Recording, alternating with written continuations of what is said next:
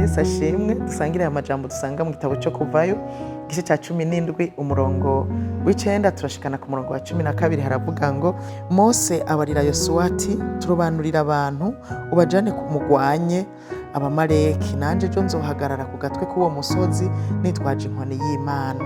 Yosuwa agira nk'uko Mose yamubariye nyene aja kugwanya abamaleki. Mose, Aroni na Uri baraduga baja ku gatwe k'uwo musozi.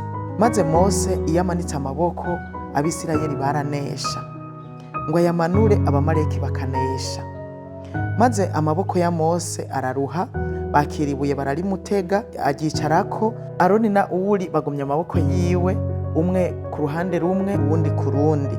Amaboko yiwe aguma amanitse gushitsa izuba rirenze. Dusangire ijambo rivuga ngo umwe wese ahagaze mu mwanya wiwe tubabanesha. Abisirayeli bari mu rugendo bava muri Egiputa, murabizi bamaze kuja mu kiyaga gitukura ko bagize ibibazo mu bugaragwa byo kubura amazi, byo kubura ibyo barya, mbere no kwidodomba baridodomvye. Ariko aho hose Imana ntiyabaretse bonyene, kubera ari yabemereye kwiri kumwe nabo kandi izogumana nabo. Hanyuma irabaha ibyo barya, ibaha manu barayirya, ariko babura amazi. Babuze amazi Imana yabaha mu buryo bw'igitangaza, ibanza guhindura ya mazi y'imara yari umururazi yagira yaryoshe. Ariko inyuma y'ico gitangaza baronse amazi baryohewe, abamaleki nabo baca barabatera. Burya muri runo rugendo ibibazo bikugwa n'ibindi, natwe ku rugendo turimwo two kuja mwijuru ibibazo dusanga bikugwa n'ibindi. Uragira ikibazo ukishurwa, ariko mu nyuma ukabona ibindi biraje. Nivyo Abisirayeli barimwo, ntitubaye abambere, n'abatwitangiye imbere vyarabashikiye.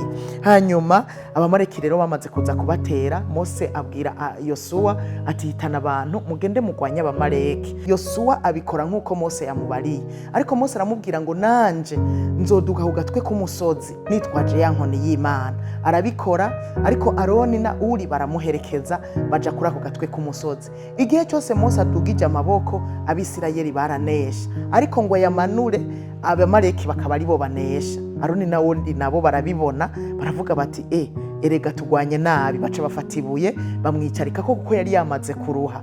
Bamwicaritse ko baca bamufata n'amaboko, ko bari bamaze kubona intsinzi aho ihagaze, nuko amaboko ya Mose aguma mu kirere, no kuvuga na ya nkoni y'Imana irimwo ubushobozi ikaguma mu kirere. Hanyuma bamaze kumwicarika kwibuye, umwe wese aca afata ukuboko kumwe, umwe aje iburyo uwundi bubamfu, bamufata amaboko barayaduza.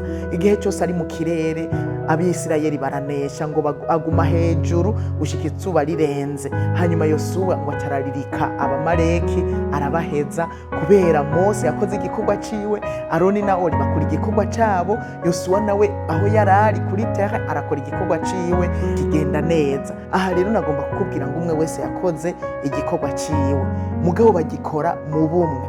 Mwari muzi muri no rugendo turimwo, n'umwe wese ahagaze mu mwanya wiwe agakora igikorwa jejwe, tuzobabanesha. Intambara ntizizobura, ariko tuzobabanesha kuko umwe wese azoshigikira uwundi, uwundi ashigikira uwundi, dusange wa mubi twamunesheje.